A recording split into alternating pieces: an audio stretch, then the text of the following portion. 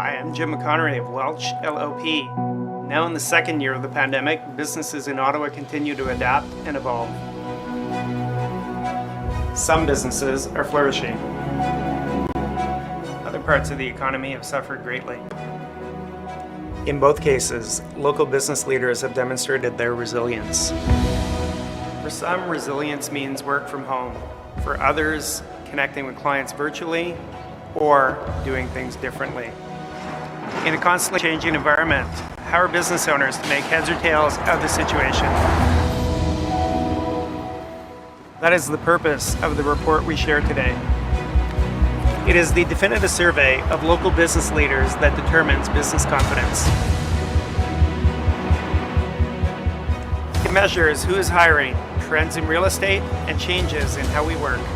Let us take you inside the results of the survey and share valuable insight to determine what an economic recovery will look like and what that will mean for you and your business. Here is the 2021 Welch LLP Ottawa Business Growth Survey.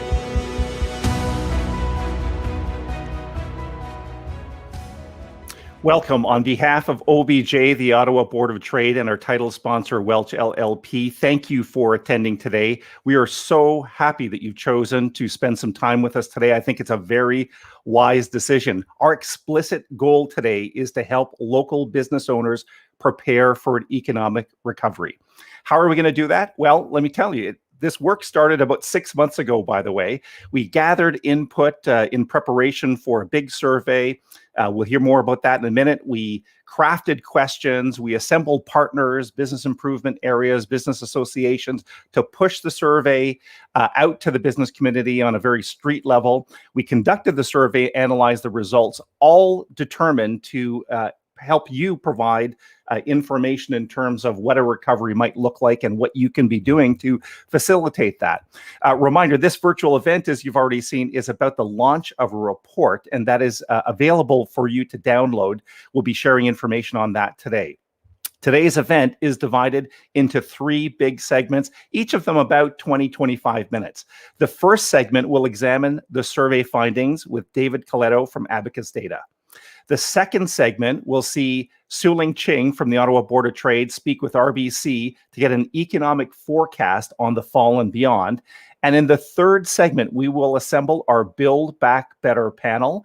Each panelist will share a single thought in how we might improve business entrepreneurship, in terms of equity, build our communities, and also improve engagement while we're in a remote workforce. In between all of those segments, you'll hear video messages from Assembly of Business Leaders sharing their thoughts on the survey findings. All in all, we have 12 presenters crammed into a fast-paced show. Before we share the major survey findings, let's give a shout out to the great organizations that support this research project. We have a stellar lineup of sponsors today. We have Welch LLP as our title sponsor. When I think Welch, I think about its incredible 103-year history in Ottawa. It opened its first office in 1918 in the Elgin Chambers building. Despite all this history, Welch, of course, is a very modern firm working in audit, accounting, tax, and advisory. We will hear from its managing partner in about 1 minute. RBC, a powerhouse in commercial banking, very active in the pandemic, especially when it comes to supporting small business. You will hear from Andrew Arnott, the head of Business Financial Services, later today. Purley Robertson Hill and McDougall, one of Ottawa's largest locally headquartered law firms with a long history of supporting business owners. We will hear from Tim Thomas, a partner at Purley and also a real estate lawyer. The Sprott School of Business at Carleton University. This is a big year for Carleton's Business School. It will move into a new 115,000 square foot building in the heart of Carleton's campus. We will hear from Dean Dana Brown today. Taggart Realty Management. The name Taggart is so well known in Ottawa, dating all the way back to the 1940s. It includes contracting company, a homes company, construction company. But today we hear from Julie Taggart, the head of Taggart Realty Management, in our Build Back Better panel. And last but certainly not least, RGA, the Regroupement d'Agents d'Affaires. This is a group of Francophone and Francophile business people working to make Ottawa Gatineau economic hub. Thanks to RGA, the Business Growth Survey for the first time ever is available in French. You will hear from Lise Sarrazin today.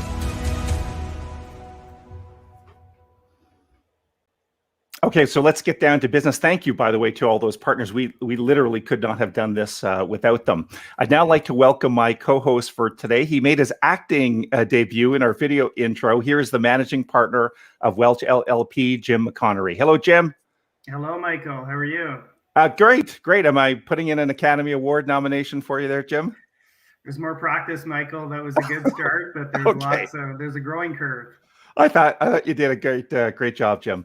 So listen, let's check in with you. As I indicated just a second ago, Welch has been around for 103 years helping business people in the city. I say that every time. I can't believe that, Jim. And you're a big part. You have your ears to the ground, so to speak. So how is Welch doing these days as a company?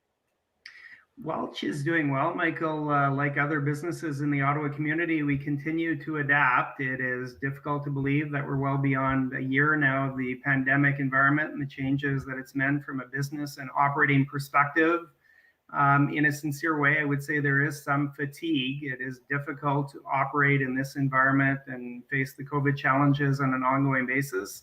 At the same time, I do feel a sense of optimism as we look forward. There's that sense that the worst is behind us, and optimism as we think of the operating environment in the summer and the fall. But Welch has continued to perform well. Jim, we're going to hear from David Coletto in just a second here. But before we do that, I always think it's important to examine the why, right? So Welch has been a supporter. This is, by the way, the 7th time we've done the report, which gives us all this fascinating historical data. But why do you and Welch think it's important to see data like this? I agree, and it's 7 years is impressive, and I agree that we're seeing more and more information now that provides some benchmarking and trend lines that we can follow over time. But it really is a way that we're providing insight and valuable input to business leaders in the community. The survey covers a myriad of topics, and we're gathering important information that's important from a decision-making perspective. So Welch is delighted to have been connected with the survey now for 7 years, but it's really that opportunity and the ability to share insight with the community that we find important. Well, I couldn't agree more. Of course, I have a biased opinion in all of this. So listen, let's start digging into this year's results. Abacus Data is the longtime research partner in this survey. They provide input on our questions. They administer the survey. They analyze the data. Please welcome right now the CEO of Abacus Data, David Coletto. Welcome, David. Good to see you, Michael. Good to see you, Jim. Yeah, David. It's great. How are you doing, David? You're sorry to jump in. You're in such a fascinating space, keeping tabs on all aspects of the economy and all things political.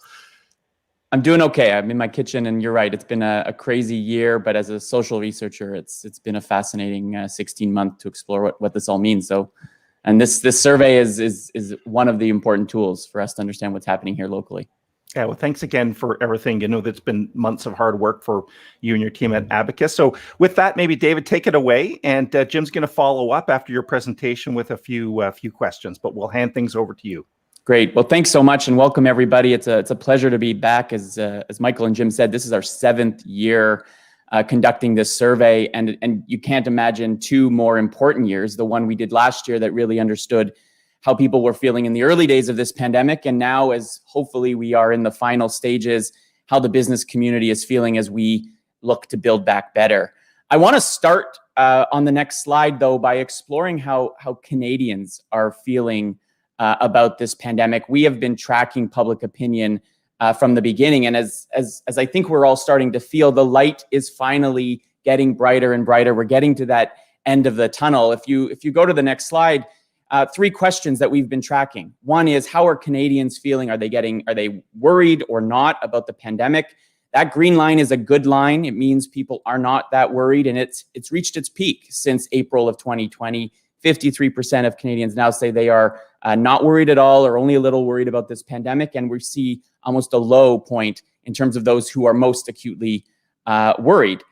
Similarly, if we move to the next slide and we ask people over the last few days, are you getting more worried or less worried?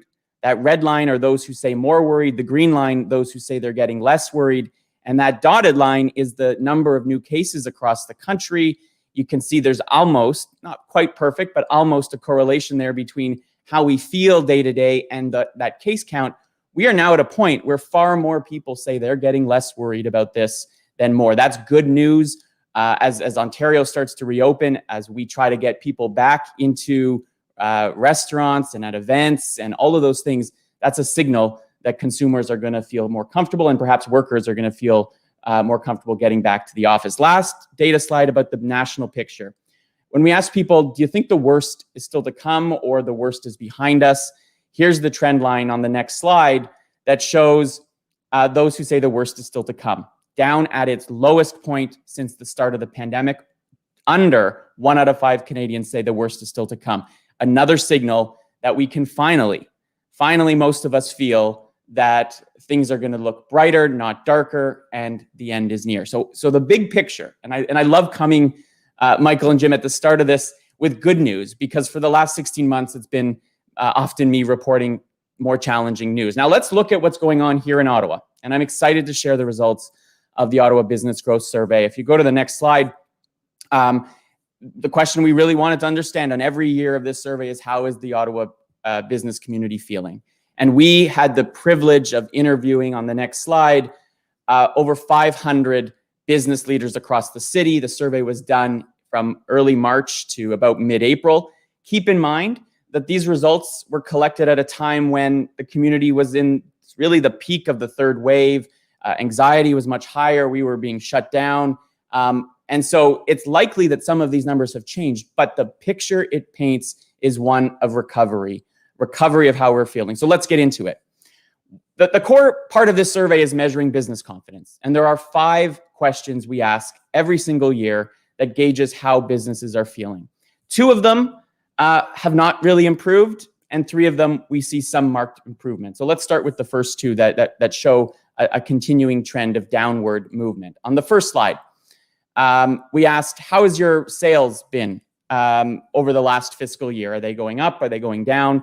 And you can see 31% of those that we surveyed said their sales are going up, which is in line with what we saw last year, the first pandemic survey we did, but well below what we saw really was the norm for the previous 5 years, which was higher, more than 50% reporting increased sales. Similarly, when we ask about net revenue on the next slide, we see the same kind of downward pressure. Of only a third of businesses are reporting that their net sales are higher than they were last year, which continues that sort of downward trend. We're not quite back, and that's why we're talking about building back, because for many businesses in the city, net revenue and revenue overall is down. That's the bad news. Here's some good news. When we ask folks on the next slide, what are their market expectations for their business for the future over the next year? You saw this huge drop last year, down 30 points from 52 to 21. Well, we're back up to where we had seen, and actually the highest point we had seen in the previous 7 years. So a very rapid increase in how people now expect the market to return to normal, or maybe even better in some markets across the city. Similarly, not only are expectations improving, but when we ask businesses on the next slide, are you going to hire more people? Are you going to hire less people? We're back again almost to what we had seen for the last 5 years. 46% of businesses say they're going to hire more. That's up 20 points. You can see that big drop again in 2020. 2020, we hope, is the only year where we see this kind of drop, but it certainly stands out as an unprecedented and real exception. So what does all this mean? We roll all these numbers up. We produce a number out of on a scale from 0 to 200. And so this year's Business Confidence Index score, in the next slide, is almost a neutral 103. On the next slide, please. Oh, sorry, I forgot one more. Okay. Anyways, there was one more question. Confidence in the local economy also up. You can see here 9 points. So if we go ahead, my mistake. What is the business confidence score? 103. And if we go ahead to the next slide, we can see how this has trended over time. Again, not surprising, huge drop. If you're below 100, you have a negative business confidence in the community. If you're above 100, you're positive. So we're not back to where we were in 2019, but we're at least neutral now. Now, as you're going to hear me say a number of times in the rest of this presentation, one size does not fit all businesses. And when you look across different sectors, we see a very unequal confidence. Those in consulting, in technology, in construction, we report sectors where we have large enough sample sizes. much higher levels of confidence in the business environment right now. Those in hospitality, those in retail, really on the other side of this. Now, in all cases, confidence is up, but not surprising, those that are still locked down and unable to really operate at their full capacity are still feeling the pressure. And so working hard to rebuild our hospitality, entertainment, and retail sectors are going to be really key, and giving them a little bit of confidence and boost is something we can all do together. So that's the picture in terms of business confidence. But the other side of this survey is exploring how businesses are feeling, what they're thinking about, what their priorities are. And in this survey, we really wanted to understand what impact, on the next slide, what is the pandemic having on the way we do business, on where we do business, and what the future of work might look like. So let's get into that. The first section is how we work. And when we ask businesses on the next slide, thinking about your workforce, your employee productivity, given that for some businesses, we've been entirely remote, others have been able to, because they're essential and they have to work still in physical or at workplaces, is your team basically more or less productive? And you can see here, there's no consensus, right? 1 out of 4 businesses says my team has been more productive, a third say less productive, and then the rest say about the same. And this divide over more productive versus less starts to carry over when we ask, for example, how do you expect, on the next slide, how do you expect where to work going forward? And when we take the percentages, everyone could enter a percentage, and we average it out, you can see it's pretty split. People believe on average they're going to spend half the time at home and half the time in a traditional office or other commercial space. Now, obviously, there's variation across different types of businesses and different leaders, but this slide shows us some glimpse into the future. And Jim mentioned, even his own team at Welch trying to, adapt to remote working. So what does that look like? If we go to the next slide, we asked folks, is your commercial real estate going to change in the next 5 years? Are you going to shrink the size of your footprint? Are you going to increase it? Is it going to stay the same? And again, no one answer. But for those in the commercial real estate section, for those thinking about its long-term impacts on our downtown, you can see about 30% of businesses say, I'm going to start to likely shrink, in some cases a lot, my footprint over the next 5 years, right? So this is not a prediction that's going to necessarily hold, but it is a forecast. It's an estimate. People are starting to think about the space that they occupy and what space they need, given the dynamics that are changing in how we work and where we work. Going ahead, we also asked on the next slide how people are changing the way they connect, through events, through networking, through how they even do sales. And in some cases, businesses have been able to adapt pretty quickly, right? About 1 out of 3, for example, said that they've completely moved to virtual events when it comes to learning and professional development, and it's been better than sort of in-person traditional events. On the other hand, networking, finding sales and prospects, some have thrived, some haven't really liked it, but all of this points to a lot of variation. And so what this world is likely going to produce, and we see it in other research that we're doing, is that some of the trends that we were seeing before this pandemic are accelerating. And so how we network, how we sell, how we connect and learn, for some, we might see a migration to almost a fully digital world. For others, they're not going to want it. They're going to want to meet people. They're going to want to have a drink. They're going to want to actually touch and shake hands and maybe even hug. Imagine that in the future. Moving ahead to the next slide. We also asked about hiring. It's interesting. At Abacus Data, this is the first time in our 10-year history that we've put a job ad out that says, we will hire you if you live in any part of the country, right? Because our team's been working remotely. It's expanded the pool of people that we might normally be able to hire. Not everybody's able to move into either Ottawa or Toronto, where we operate, where we have physical spaces, in order to work for us. Now, that's not the case for every business in the community, but you can see 13% say, yes, I've already hired an employee who works remotely while living outside of the national capital region. 14% say, I'm considering it, right? So that's going to have implications on our workforce here. For some, it expands the pool. For others, and particularly those that rely on having local talent, living in the city, that's potentially going to complicate our labor market and how it all works going forward. Moving ahead, We also, not only how we work, we explored, but where we live. And we tried to just quickly touch on this. There's other evidence that suggests some folks are looking to leave downtown centers, looking for larger spaces, more affordable housing. And we see evidence of that in our survey. And I'll give you an example on the next slide. When we ask people where they currently live in this survey, these business owners, you can see the breakout by central Ottawa, suburban, outside the Greenbelt, and some communities farther away from the city. And then we ask them, where do you see yourself in 5 years? And if we only take those who live right now in central Ottawa, 2/3 of them say, well, in 5 years from now, I think I want to still live in the center of the city.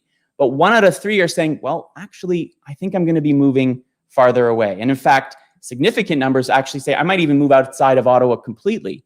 So that, again, raises some questions about where our workforce is going to live. How does Ottawa as a community keep people here? How do we ensure housing is affordable, that we can get around, that the commute that maybe people no longer have to do is as effective and as, let's say, not as stressful as sometimes it might be in the future. So where we live is likely going to change. Moving ahead. Our priorities have also changed. When we ask about public policy questions, what's the thing that we've learned the most about the pandemic that we think government should focus on? And if we look at the next slide and we ask people to rank their top 2, dark green is their first choice, second is their second, increasing domestic manufacturing capabilities. We've all seen and experienced what happens when we can't, for example, produce vaccines within our own borders. But it wasn't just vaccines, questions around food security and how long it takes for us maybe to get, I think couches now are on like crazy delays. All of these have raised questions in the business community for, while globalization has been helpful and useful and it's connected us around the world, do we have to start thinking about more domestic manufacturing capabilities? And obviously, because this has been a health crisis, greater investments in healthcare and medical research, as well as accelerated to a more digital economy, are high up on that list. Moving ahead, we also every year ask about the leadership in this city. And if we go to the next slide, Mayor Watson continues to have very strong approval ratings. 51% of those that we surveyed approve of the job he has done over the past year. That's up slightly, 3 points since last year.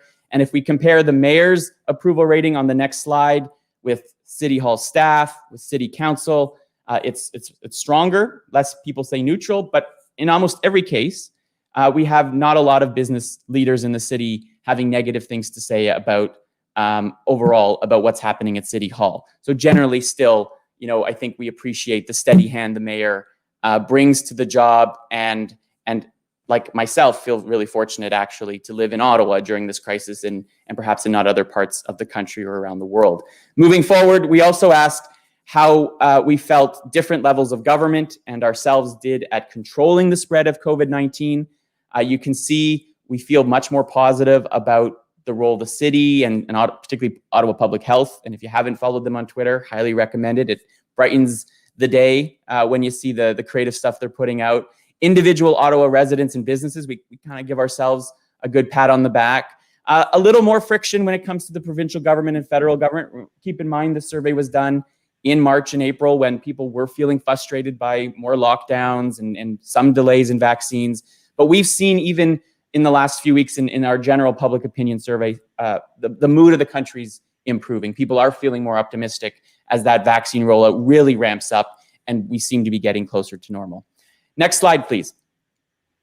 So what does this mean for our city? I think the overall picture is one of rebound. Businesses are feeling certainly far more optimistic.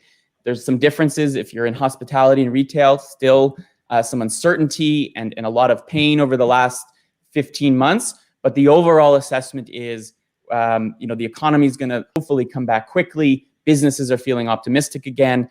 But what the other half of this survey has clearly shown is that business as usual, where we work, how we connect with teams, how we recruit, and what it means for our city is going to raise as many questions coming out of this, I think, as many as we answered, and all those folks who answered our survey. So a really interesting read. I highly recommend you pick up a copy of the full report that goes in far more detail than I was able to share here. And before I bring Jim back in here, I do want to thank Michael's team at the OBJ, Sulin's team at the Ottawa Board of Trade and Jim's team at Welch for really supporting this project, and all the partners.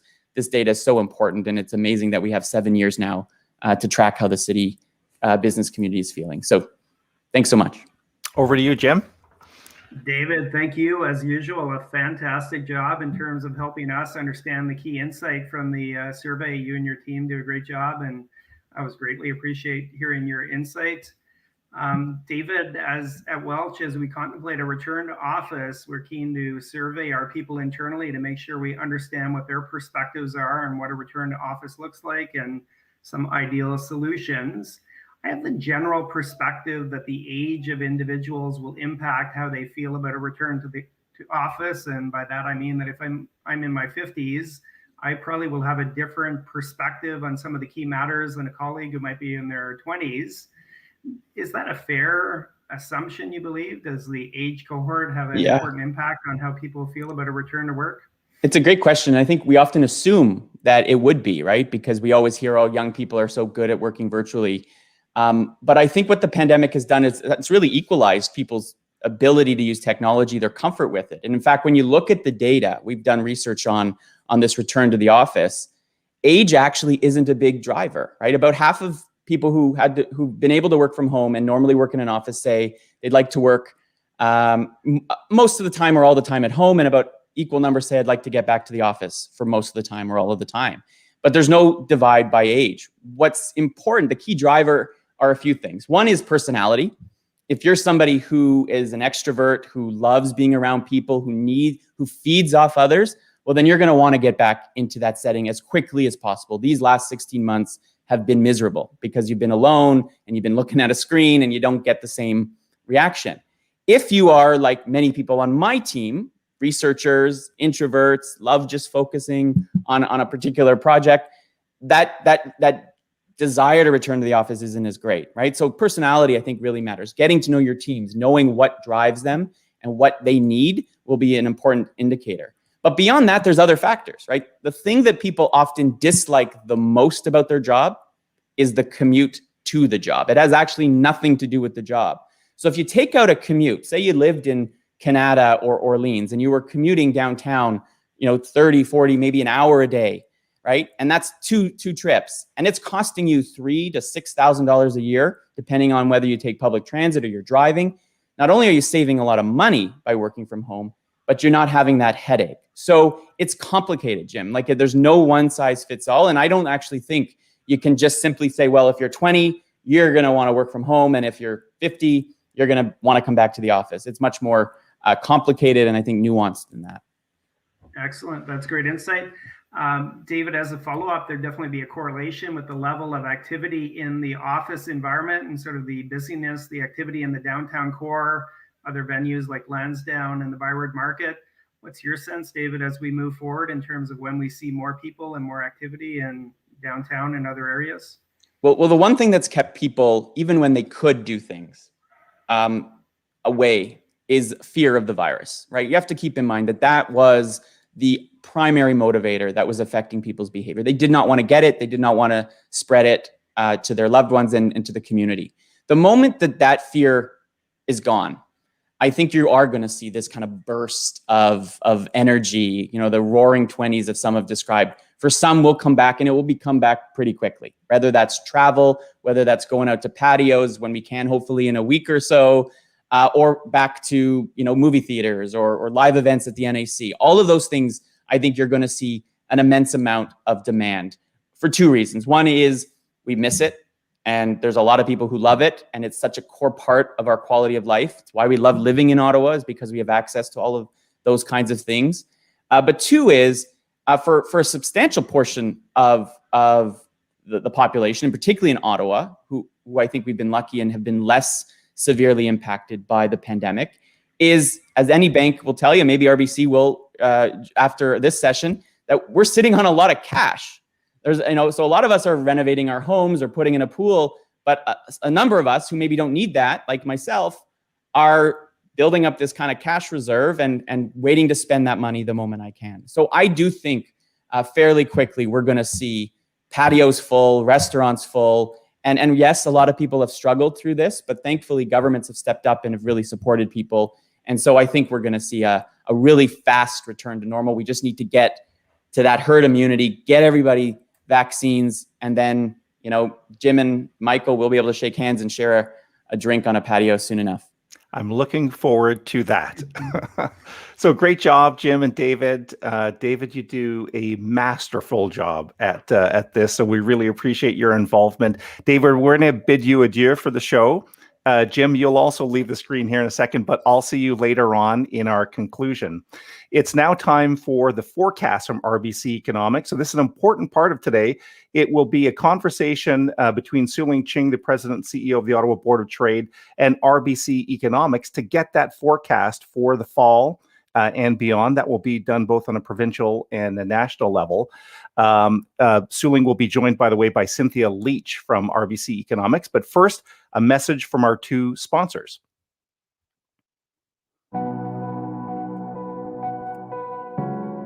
Hi, I'm Dana Brown. I'm the Dean of the Sprott School of Business at Carleton University. The Sprott School of Business is a full-service business school that supports businesses and leaders to build a better world. At Sprott, we foster the talent and the leadership that the world needs today by offering an educational experience that harnesses each individual's unique potential for innovation and potential to make their mark in the world. During COVID-19, we offered our students unique opportunities to work with local businesses to strategize and implement plans to pivot and to build back better. And we undertook research that is helping to map the post-pandemic opportunities and challenges. Sprott School of Business is a proud partner of the Ottawa Business Growth Survey, an opportunity to share our insights and our knowledge to help Ottawa to continue to sustain its vibrant local economy well into the future. Hi, my name is Andrew Arnott. I'm the Regional Vice President for Business Financial Services. I'd like to take a moment to first off acknowledge what a challenging period this has been for all of us in the business community. Specifically, I'd like to call out the owners, the CEOs, the founders, the entrepreneurs. You have been incredibly resilient. Thank you, and we salute you. To those of you that might still be going through some challenges, I encourage you to reach out to your financial services institution. I know at RBC, we're being as flexible as we possibly can during this time, and there are some really great programs you should inquire about. With that, thank you for tuning in to the Ottawa Business Growth Survey. Good afternoon. My name is Su-Ling Ching, and it is my honor to be the President and CEO of the Ottawa Board of Trade. I'm thrilled to be here today to help launch the 2021 Welch LLP Ottawa Business Growth Survey. Thank you to everyone who has made this virtual event possible. This survey is really important to the work we do at the Ottawa Board of Trade as we advocate for your business at every level of government. Today, I have the pleasure of hosting the economic forecast portion of this event. Please let me introduce our special guest, a senior director from RBC Economics. In her role, she helps shape the narratives and research agenda around the team's economic and policy analysis. This includes topics such as the future of work, innovation, and the net zero transition. Please warmly welcome Cynthia Leach. Cynthia. Thank you for having me virtually, Su-Ling. Well, thank you for being here. Until recently, I actually spent over 10 years in Ottawa. So particularly since the pandemic has frozen time, it feels like it's still home. And I have many friends there. So I think this is a great annual event to take the pulse of the business community. And let me help connect these survey results to the national economic outlook. Fantastic. Take it away.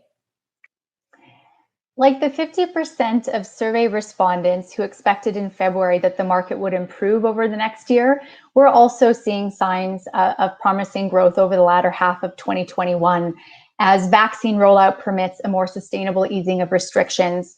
We're penciling in 2021 growth for Canada of about 6.3%, which would bring real GDP back to 2019 Q4 levels by the end of the year. And it's not just domestic vaccine rollout that's supportive of the growth picture. It's also girded by improvement in the global economic outlook. The IMF in April revised up its forecast to about 6%, supported not just by the likes of China, which went through earlier lockdowns and easing of restrictions, but also broadening growth picture to countries like Canada, the UK, and particularly the US, where there's significant stimulus spending being undertaken. This continues to support strong commodity prices, strong terms of trade for Canada, and despite a higher Canadian dollar, a stronger picture for Canadian exporters, particularly since the US market is the market for about 70% of our exports. Key to understanding the economic picture going forward is that there's two speeds in the recovery. The recovery to date has been broadening.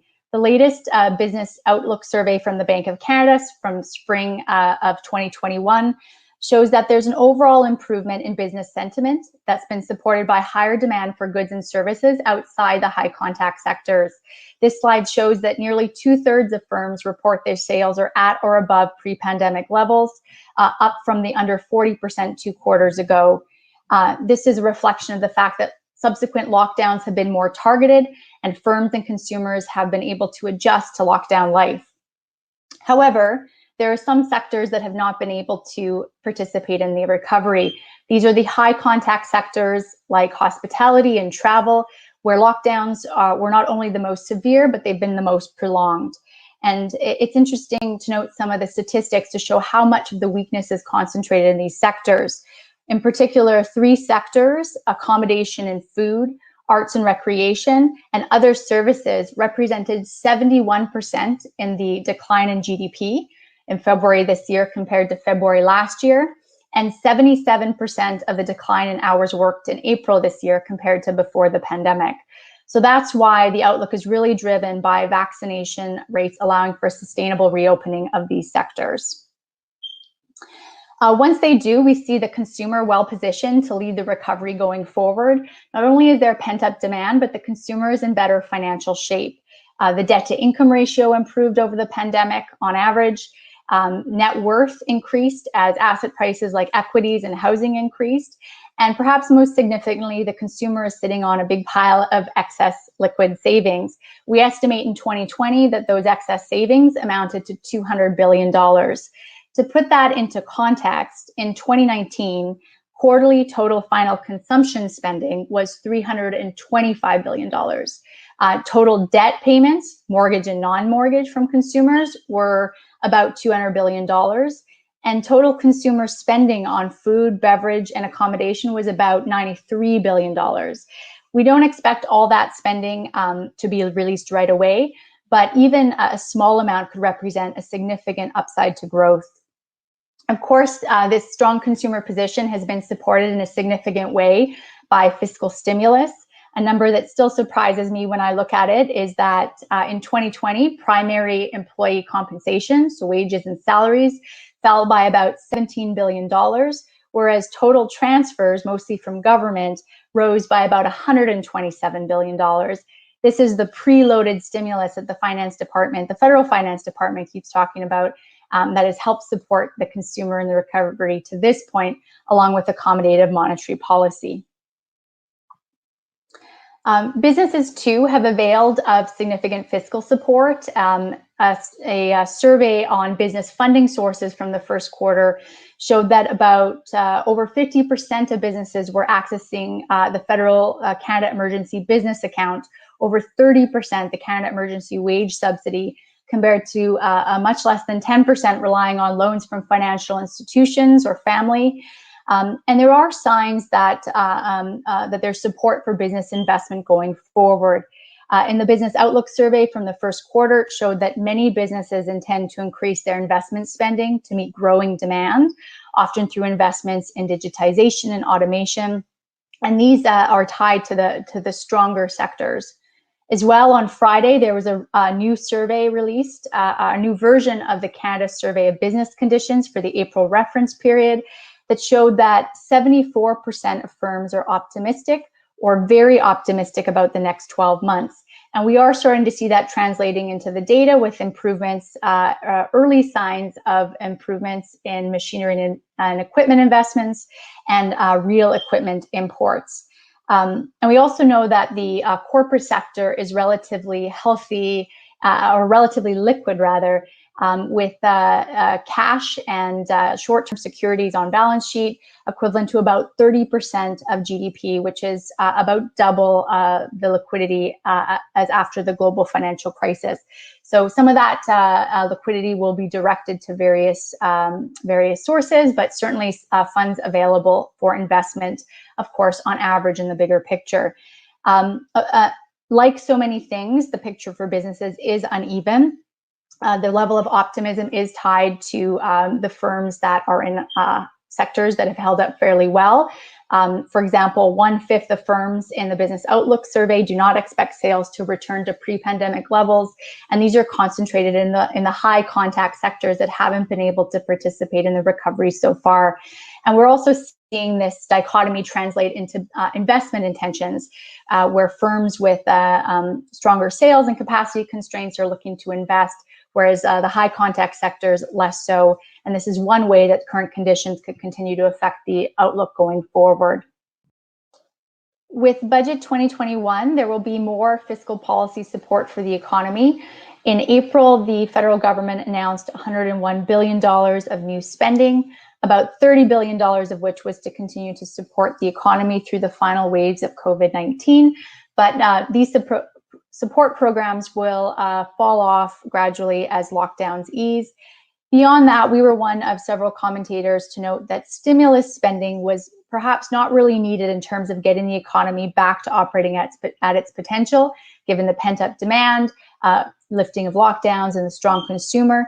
But we do recognize that COVID has been a supply shock to the economy that could affect its potential. And this is the key argument in many corners for more fiscal spending, and its approach being taken by the federal government, betting that government policy can stimulate the economy so that growth outpaces interest rates and supports fiscal sustainability.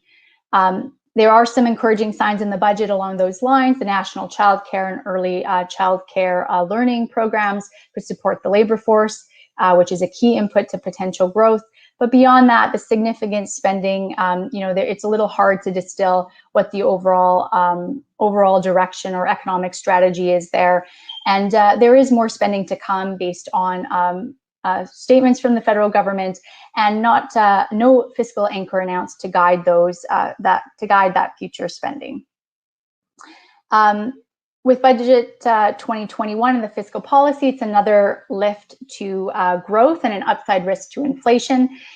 In April, in its monetary policy report, the Bank of Canada revised up its outlook for the Canadian economy, seeing it reaching capacity as we do in the middle of next year, and supporting an increase in Bank of Canada interest rates from the current 25 basis points starting mid next year and reaching about 75 basis points by year end. There are some inflationary pressures, certainly base effects with commodity prices higher than last year at this time. Also, some transitory impacts with supply chain constraints, with supply not being able to come back online as quickly as demand. We think the bank will look through some of these base or transitory impacts, and by several metrics, what's important for inflation going forward is inflation expectations, and these are anchored by several metrics, are anchored within the Bank of Canada's 1% to 3% target range. But we are watching for signs of strengthening or broadening inflationary pressures, because even if these are base effects or transitory effects, there's always the risk that the longer these inflationary pressures are seen or felt, that the more they translate and have an impact on inflation expectations. Just quickly to cover the provincial outlook, we expect that all but 2 provinces will fully reverse the 2020 contraction by year end. The exceptions are Newfoundland and Labrador and Alberta. In Ontario, we expect the province to surpass pre-pandemic levels by the end of the year, just slightly, and otherwise a pretty optimistic outlook for Ontario as a whole. The Canadian Federation of Independent Business Barometer denotes optimism over the next 12 months, despite a lower reading in April. This is certainly in line with the Canada story. And because Ontario is such a big province in the Canadian story, its outlook reflects the national picture in terms of the strong consumer and the lifting of lockdowns going forward. However, there are a couple possible tailwinds to the Ontario economy, including trade and manufacturing. In Ontario, manufacturing activity has nearly returned to pre-pandemic levels. And in Ottawa, manufacturing sales and shipments have surpassed pre-pandemic levels in recent months. And with the President Biden pursuing more stimulus measures, infrastructure plans in the US, and supporting the US domestic manufacturing industry, this is supportive for Canadian exporters. As well, housing construction is probably a lift in Ontario. House prices have been very strong across the country. In a place like Ottawa, as I'm sure I don't need to tell you, they've been particularly strong, growing at 33% year over year in April compared to only 18% in Toronto, and continuing a very strong performance that began before the pandemic. We see housing slowing down a little bit as we move through the year. There's still many supportive factors, and the wild card to the upside is, of course, immigration. If it the government's able to reach its targets and come back online, could represent another additional source of demand for housing. But throughout the year, a gradual increase in interest rates, deteriorating affordability, and ultimately, hopefully, people lockdowns lifting and people having better things to do with their time than trading houses will mean that housing will moderate slightly as we move through the year. But in the meantime, that housing construction that we're seeing is a lift to Ontario growth. And I think I'll leave it there right now, Suling. That's all for me. Well, thank you, Cynthia, so much for your insights. I have one question for you based on your experience and your connections to Ottawa. Do you have some thoughts that you can share with us about Ottawa's recovery, and perhaps in particular for our small, medium enterprises? Absolutely. I think I want to connect that to what I think nationally we need to be thinking about for recovery, and thinking through the ways in which COVID has changed our economy or accelerated trends that are going to impact businesses and small businesses. One of these is clearly advancing digitization and tech. Yeah. We've seen a persistence in e-commerce sales, including from non-traditional retailers, even between the waves of the pandemic when there were other options. We expect this to be a sticking point, and one where we are seeing through, for example, the Business Outlook survey, firms are investing.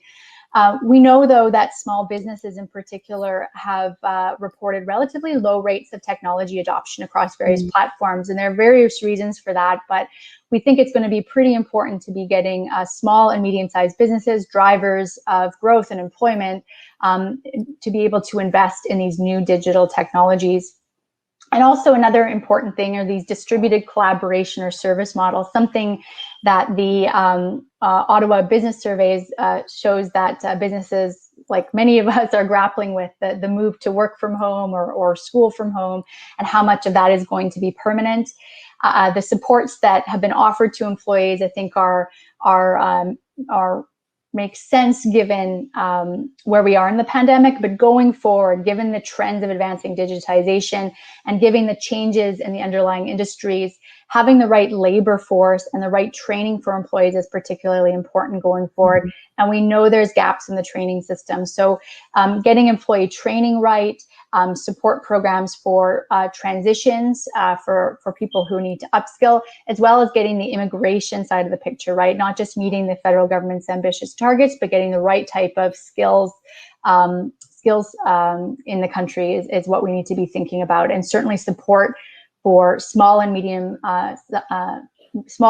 enterprises to be able to participate in the recovery in these ways. That's awesome. Well, thank you again for being here today and sharing this information to us. Thank you so much. Thank you. So let's throw things back to Michael for the Build Back Better panel. But before that, we have two messages from our sponsors. Hi, my name is Tim Thomas. I'm a partner with the law firm of Purley, Robertson, Hill and McDougall. Our firm has been a part of the Ottawa community for 50 years. During this time, we witnessed and participated in its growth and have been dedicated to helping individuals and businesses with their legal needs. Our firm is a proud sponsor of the Ottawa Business Growth Survey, which provides valuable insight into Ottawa's regional economy and aims to help businesses build back better. We look forward to continuing to provide trusted legal services to the Ottawa business community for the next 50 years and beyond. Bonjour, I'm Lise Sarrazin. J'ai le plaisir de diriger l'équipe du regroupement des gens d'affaires de la capitale nationale. RGL's mission is to boost economic growth in our region by expanding the business horizons of members' company and to provide opportunities for development, support, and information directed to individual organizations. The RGA is connecting businesses on both sides of the river to connect a more interconnected economic growth engine in the National Capital Region. During the COVID-19 pandemic, we've doubled down on advocacy on behalf of leaders in Ottawa and in Gatineau. We've put an emphasis on collaborating with Ottawa's economic business organizations to support all of our members. The Ottawa Business Growth Survey is an important tool in helping RGA to prioritize its efforts. So for instance, our future focus will be to help build a more resilient post-pandemic economy and to support our businesses with strategies to identify and onboard the type of talent that they require, as well as to increase loyalty to their organization. At RGA, we look forward to playing an important role that we're playing in fostering collaboration and bringing together disparate groups from throughout the National Capital Region, all with an aim to promote economic growth and find opportunities for our businesses. Thank you. Merci.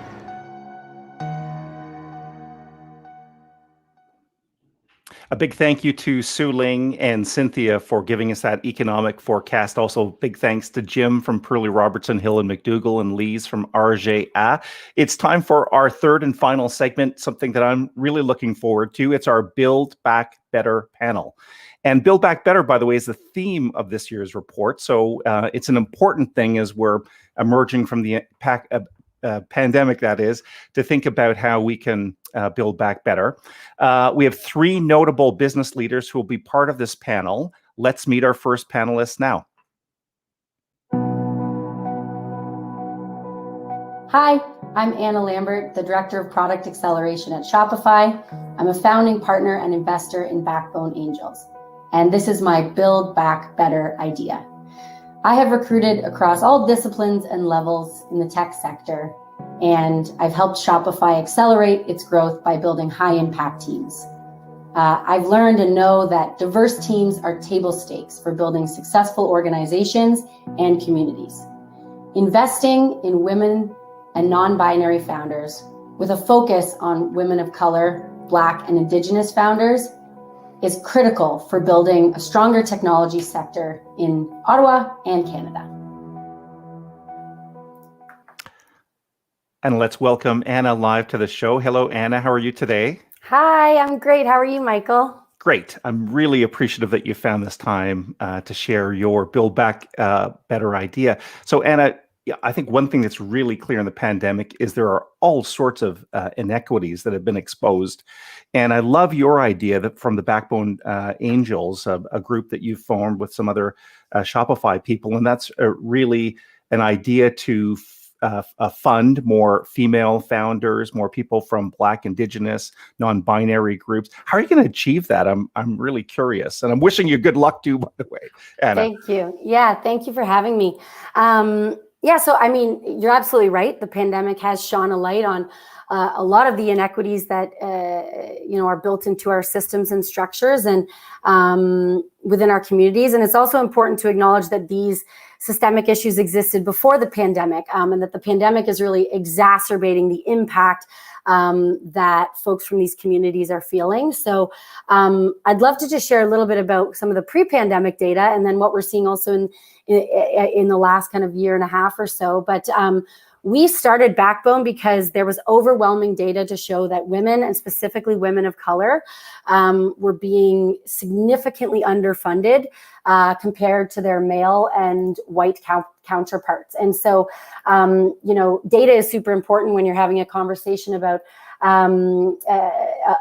systemic inequities. And so we really looked to the data to see that, despite the fact, and actually this is from a report that Digital Undivided released last year.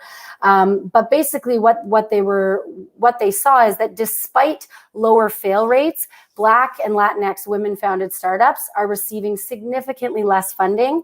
And that has been happening since forever. And so when we got together, we realized as a team that we had such such a community that we had built as a team of all women, and that the supports that we could give each other was foundational to our careers. And so what we wanted to do was take that data that women and women of color were being underserved and underfunded, and build a thesis for the types of founders we wanted to invest in.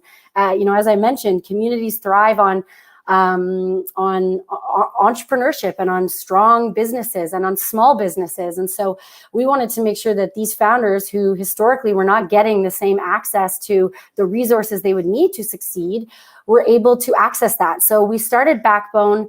It's an angel collective. And, your question was, how are you going to achieve that? We already are seeing really great traction. So since March 8th, when we launched, we've connected with hundreds of founders, all who identify, all women, non-binary, and BIPOC founders who are building incredible businesses. And we have already backed several just in the last 3 months, and then connected others with other resources that they might need to succeed in their efforts to build a strong business.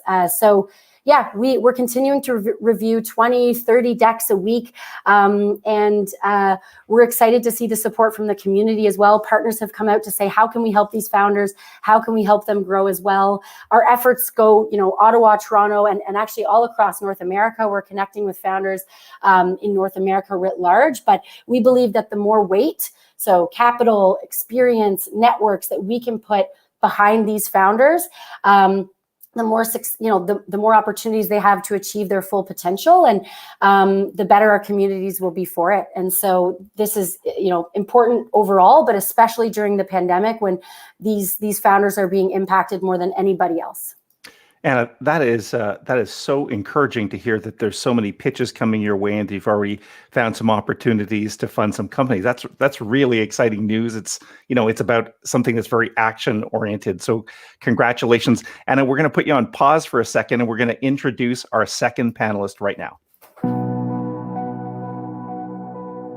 Hi, I'm Julie Taggart, president of Taggart Realty Management.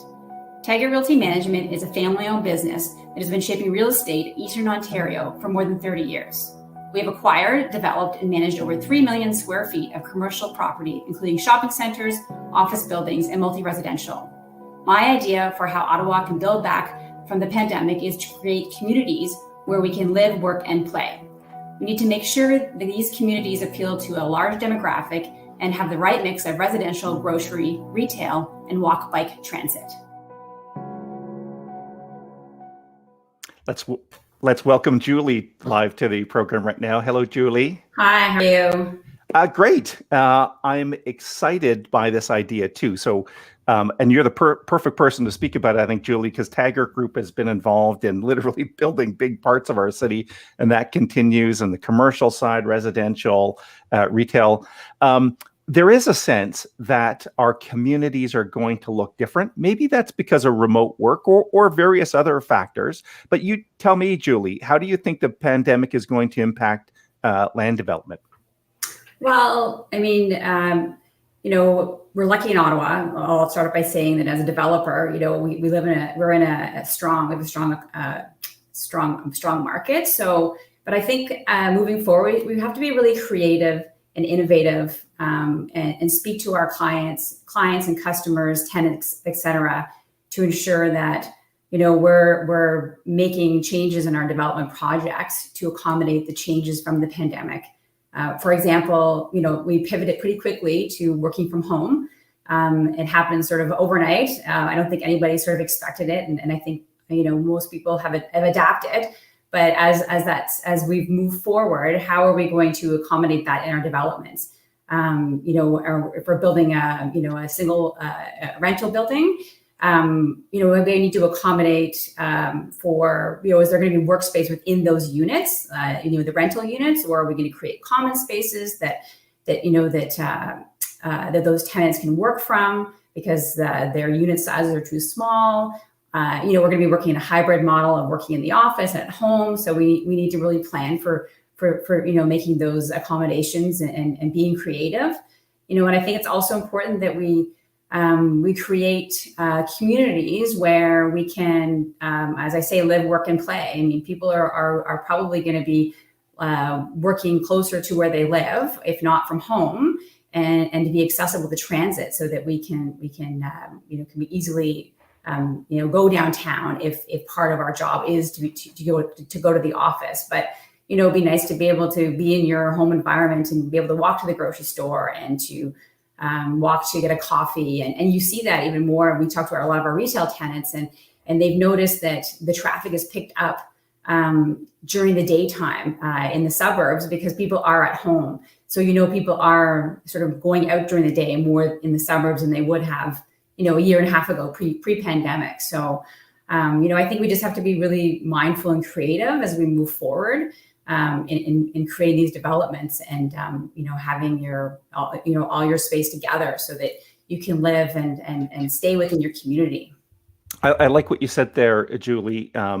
When you were talking, I was thinking about the suburbs. I live in Orleans. So, the criticism of the suburbs has been over the years that they're bedroom communities, right? And that's exactly the opposite thing that you're talking about. You're saying potentially the Barhavens, the Royal Canadas, or maybe even if you're out in Stittsville or even a Merrickville or something like that, that maybe because of work from home, they can be a little bit more complete because people are going to the office sometimes, but working from home, is that at the core of your idea? Yes. Yeah. Definitely. I mean, all the retailers who shied away from the suburbs. I mean, there's always the evening demand. Will suddenly think, oh, there is going to be a daytime traffic now because these people are working from home. So we can create these communities. That's great. Well, thanks for sharing that idea, Julie. Let's meet our third panelist right now.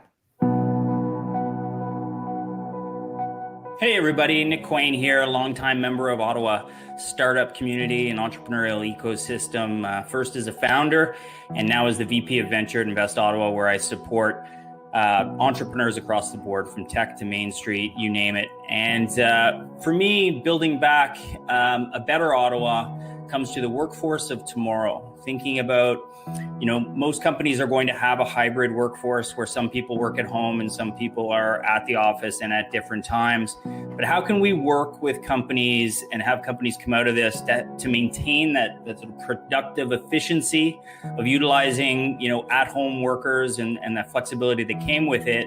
But then at the same time, bringing us back to the office so that we have higher engagement, better for our mental health, the socialization that a lot of us are missing, and at the same time, bring back some vibrancy to some of the neighborhoods that are in much in need of it, and that I'm sure a lot of us are looking forward to being part of. Please welcome Nick Quain. There he is. Hey, Michael. Great to be here. How you doing? Yeah. I'm good. good. Nice to see your friendly face. Great to be here. Yeah, and I think this issue is important, Nick, because we've heard throughout the broadcast that we're going to be in this hybrid, work from home, sometimes in the office.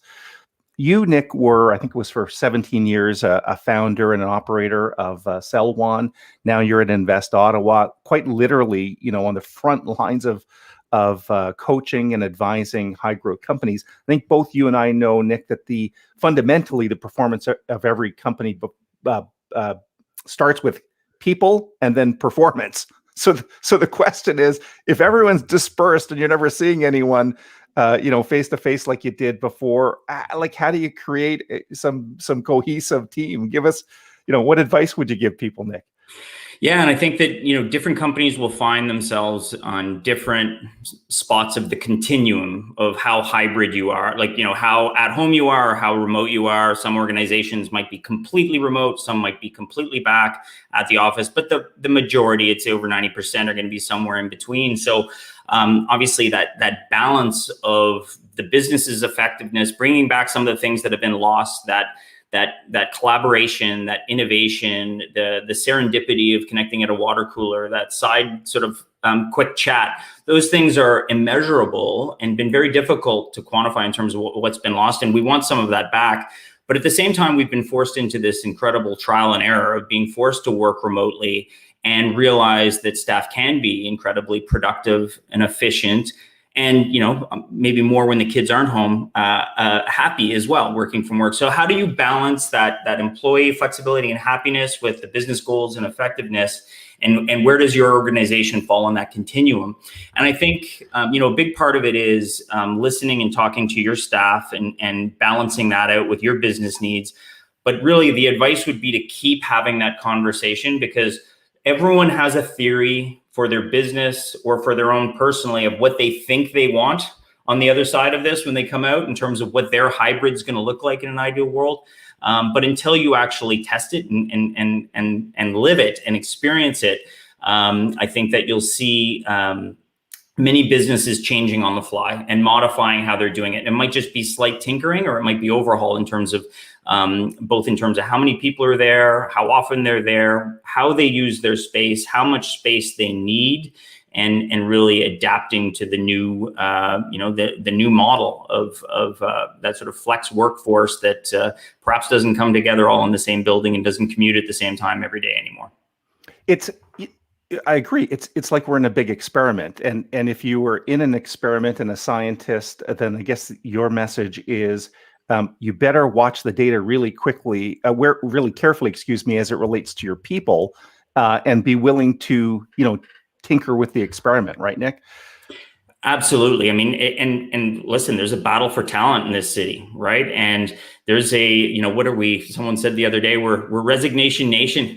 I mean, there's a lot of movement of staff, and if they're not happy, there's going to be other opportunities for them. And talent is, often an organization, as you said at the beginning, its biggest weapon. So it was really interesting to listen to David's, sort of high level look at this, and then even some of the conversation between he and Jim. And I think it's a conversation that companies are going to need to keep having ongoing.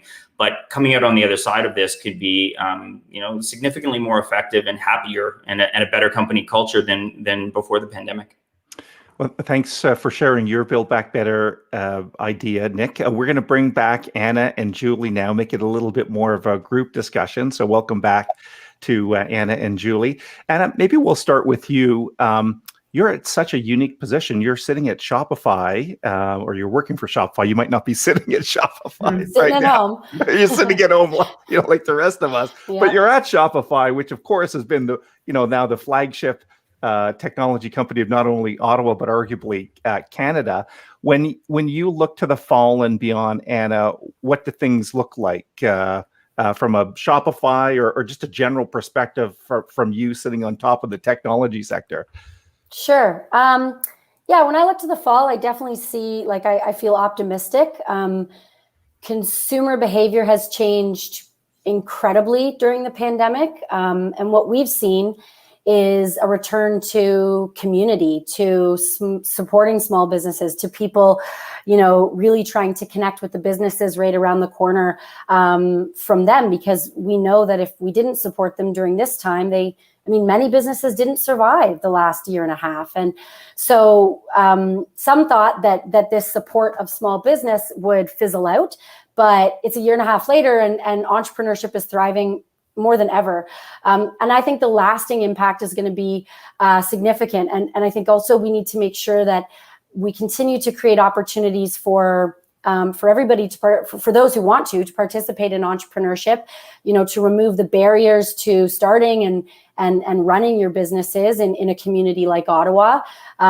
If communities exist because and the culture of a community exists because of the people and the businesses that result in our city thriving. And so if, entrepreneurship is the backbone of the economy, then looking to the fall, looking to a post, vaccine rollout world, we should be, planning for putting in all the systems, government, VC, organizations, putting in all the systems that will allow us to continue to support small business, to live up to our commitment to, encouraging and empowering entrepreneurs. And so, yeah, I think that where I stand, I'm optimistic because of the support we've seen to small businesses, and building back better. The theme from today is really about ensuring that continues in a post-pandemic world, because our communities are nothing without our small businesses.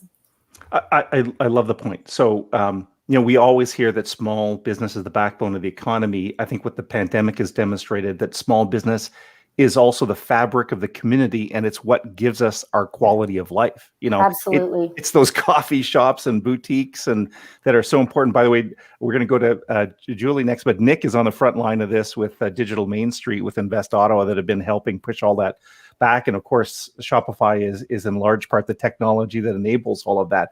Julie, a similar question to you. When we go back and take a look at David Coleto's findings in this year's report, we see a extremely confident construction and development sector. Again, you're part of the Taggart group of companies. You guys have all of the bases covered when it comes to development. What do you think, if you look forward 6 months or 12 months from a development perspective, Julie? Well, I just think it's going to just get even stronger than it already is. I mean, we've been fortunate that, to date that, the market has been really strong on the housing side, on the, the construction side, things haven't slowed down. I think there's going to hopefully be more cranes in the sky, as you drive into Ottawa, and we'll see a lot more density. I think there's a lack of industrial space. So I really think that over the next, moving forward, there's going to be a lot more push on adding more industrial space. So many merchants have pivoted and gone online really quickly in the last year and a half, and they're going to, there's going to be a requirement for that warehouse industrial type space. So, we're lucky, Ottawa. We're lucky that the development, community is really strong. We used to do a lot more retail. We pivoted. We're doing high-rise residential buildings. We have, stick frame houses. And so we feel very, very positive about the next 6 to 12 months. Julie, we had something called the City Building Summit in 2018, I think, and just a few months ago. There are people that call this, and I don't think people really understand this if you're not in the development industry. Some people have said this is the golden age of development in Ottawa. So if you take a look at the LRT with the billions being spent there, you take a look at quite literally billions of dollars refurbishing our parliament for the first time since I think the 1920s or something like that, and then the development of LeBreton Flats, we might be seeing a new era or a heightened level of construction and land development, let alone what's happening in residential, as you say, Julie, and commercial as well in the downtown core, and the intensification around LRT. It will certainly be a big driving factor. Nick, I want to come to you on this too, because you bring a completely unique perspective. Because as I indicated, you're sitting there at Invest Ottawa and you're working like literally hands-on, well, maybe not hands-on, virtually hands-on these days, with these scale-up companies, which are, the future of technology. And we have Shopify, and that's awesome. And we hope that Shopify is the 100-year company that everyone hopes it will be. But really, when I think of technology too, Nick, that we really need those scale-ups to step up, right? We definitely do. And I mean, for Ottawa, we are lucky in a lot of ways, and I'm extremely excited about the future of tech in Ottawa. We've got the highest density of tech workers in North America, and not just Canada. We're higher density than San Francisco, which is kind of crazy to think about, and the Bay Area. And then we also just happen to live in the best city in the best country in the world. So we have a lot of amazing things going for us that bode well for business and tech in general in the ecosystem. If there are, though, a couple of factors that are concerning that we need to watch out for, incredible rapid acceleration of exits from some of our top scaling firms. And in general, this is a good news, bad news thing. There's lots of founders making lots of money, and I'm high-fiving them, and it's awesome. But if, when you see 5 or 6 of them going in a 3 or 4 month stretch, and in general, those companies will probably hire less people post-acquisition than they were on the way up. So that's always a little bit of a concern. The other one is, the secret's out that there's amazing workers in Canada and in Ottawa. And with remote workforces, our local companies are competing against the world now, because you're seeing developers in particular, but all sorts of people in tech being poached away by multinationals to work remote from their home in Ottawa. And that's emerging and driving salaries up, which creates some challenges for our scaling firms. So that's something to keep an eye on. But overall, like when you look at that holistically at where we're going with tech in Ottawa, it's going to be a fantastic future.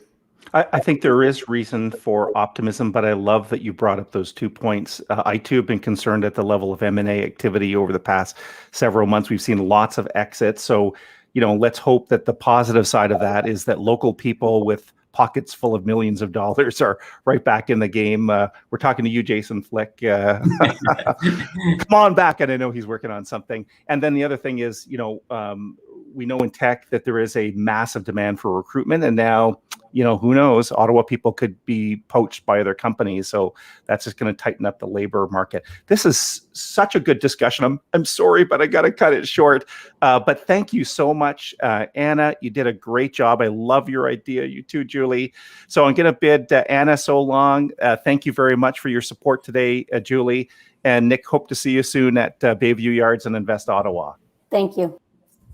Okay, we're in the final stretch now. We're about to conclude in just a minute. But before we do that, I want to bring Jim McConnery back on stage. Here he comes. The virtual stage, of course, Jim. We're not really on stage. That's an allusion to when we actually had this event in person, right? Those were the good old days. So, Jim, I think we've had a great show, and we've heard from literally dozens of business people who have shared all sorts of perspectives. But I really want to come back to you, Jim, because when I think of Welch again, I think of that 100-year history. You guys have your ears to the ground when it comes to business. What makes you, or in fact, maybe I'll start with, what advice would you lend to people watching today in terms of recovery? And Michael, just echoing your comments, it's been a great show, and that panel had some great insight, great expertise in their areas. But when I think of where we're at today, I definitely think of an opportunity for business to continue to evolve, innovate, and change the way they operate. I think it would be a missed opportunity if we see the turning of the page from a pandemic perspective, and just to go back to business as it was in the past. I think it really is an opportunity for business leaders to engage and to innovate and change the way we operate. I think it's a challenge, but more so it's an opportunity. And I think it's important that we take that opportunity. So I've got a positive outlook. I think the panelists were sharing some of that insight as well, that there are ways that we can build back better. And I'm optimistic that that will happen in the future. I like that point, Jim, because, we need to, as business leaders and owners and managers, executives, be careful.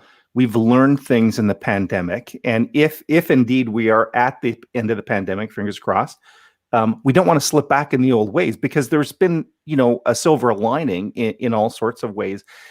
Anything that makes you particularly optimistic, Jim, about Ottawa's economy? We've heard lots of various points, but I just wanted your perspective on that.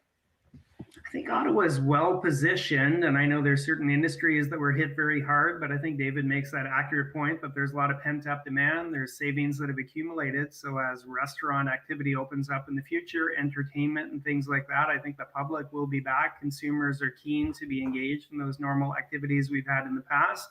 And then other parts of the economy have done relatively well during the pandemic, but at the same time, as there's more consumer spending on track and there's pent up savings, I think that augurs well for the local economy. I think the outlook over the more long term is a bit uncertain, with the question mark about inflation and how governments are eventually balancing the books. But in the near term, I think we're on tap for good economic performance, and I think that will definitely be a factor here in Ottawa. excellent point about the size of the deficit and government debt, because we would, it would be a mistake for us in Ottawa to think that's not going to have ramifications on Ottawa in the years to come, as we need to balance the books somewhat more, certainly more than we have now. So listen, Jim, I'm going to bid you adieu. You've done a great job today. Thank you for being my co-host. A big thank you to Welch LLP. We'll hope to see you soon. Excellent. Have a great day, Michael.